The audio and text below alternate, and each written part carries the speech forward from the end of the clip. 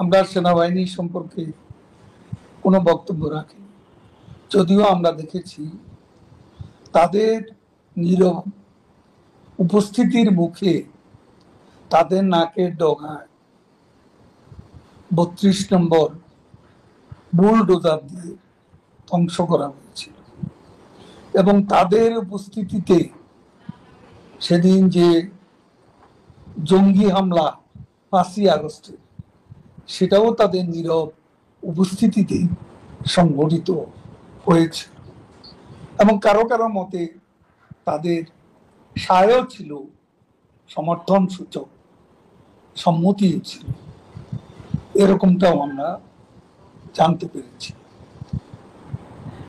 গোটা সেনাবাহিনী আমাদের বিরুদ্ধে একথা তো আমরা বলি।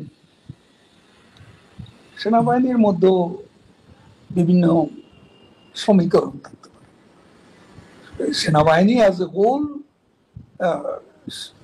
আমাদের মুক্তিযুদ্ধের বিরুদ্ধে, আমাদের বিরুদ্ধে তো যারা আছে তাদের সবাই মুক্তিযুদ্ধের বিরুদ্ধে, এমনটি তো বলার উপর।